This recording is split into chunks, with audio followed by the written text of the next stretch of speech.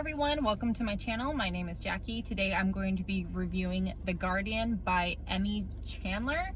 This is a sci-fi-ish romance. It's not like sci-fi like with an alien, it's just sci-fi because it's taking place on a different planet. Our main female lead, her name is Audra, and she has been arrested and she is going to a prison planet. While they are being transported there on this giant spaceship, they are individually housed in small cages. They get hosed off once a day and they get fed really crappy food. When they get to the prison planet, there are different sections or sectors of the prison planet, like section 1, 2, 3, and 4. They go to 4, if I remember correctly, and she kind of takes this younger girl under her arm, and as soon as they get there, the guards or the prison staff give them a backpack and supplies that go inside it. So they get all this stuff, and then they get on another smaller ship to go to sector 4A or B or whatever it is. And our main female lead is smart enough to take stuff out of her bag and to like hide it in her shirt or in her boots, and she gets her little friend to do the same thing too. Now, when I say little friend, they don't know each other. They were just like cage mates. Like her cage was next to her, like Audra's cage. So she just took her under her wing. So once they land, the prison staff just say like, okay, get off, and then they take off. Women come out of the facility, make them line up, hand over their bags, and then they pick out 7 or 11 of the new prisoners.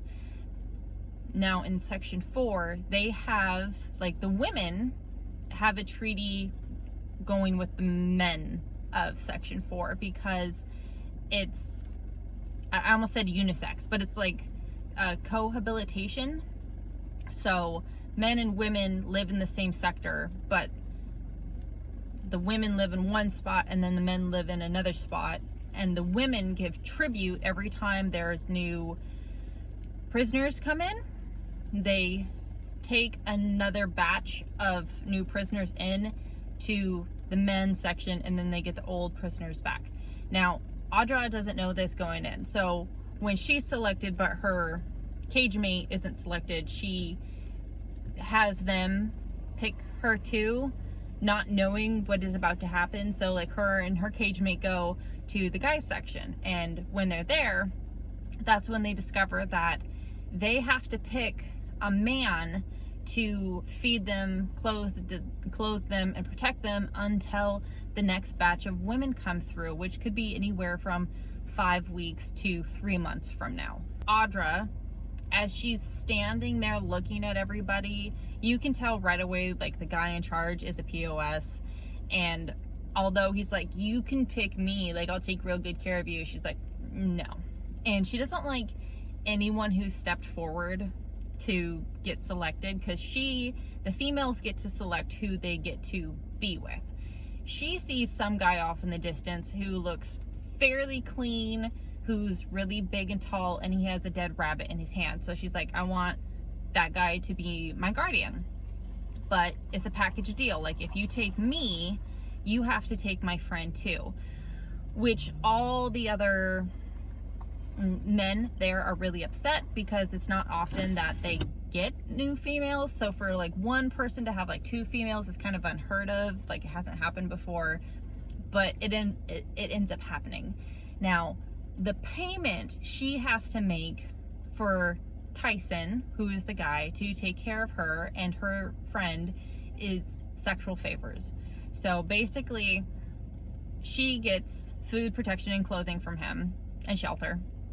And in turn, she has to do sexual favors for him. That's just how it's been since who knows how long.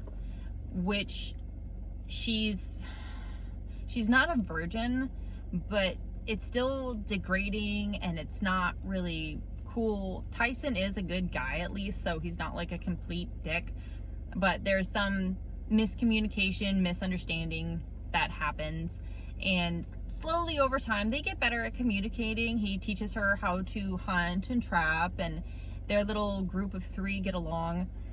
I will say though that there are several attempted rapes. There's like abuse that happens to other people. Someone's being held in captivity. You know, it's not like a light, fluffy, make you feel good read. It is still, I would still say it's a good read. I mean, I kind of got like to that point where it was just like, not necessarily like there was a lot of sex, but it was just like you kind of lost some of the plot or some of the gumption of the book. It's like I said, it's not a bad book. You just kind of missing some depth or like oomph to it after a certain point. But I think in general, as a whole, it was a good book.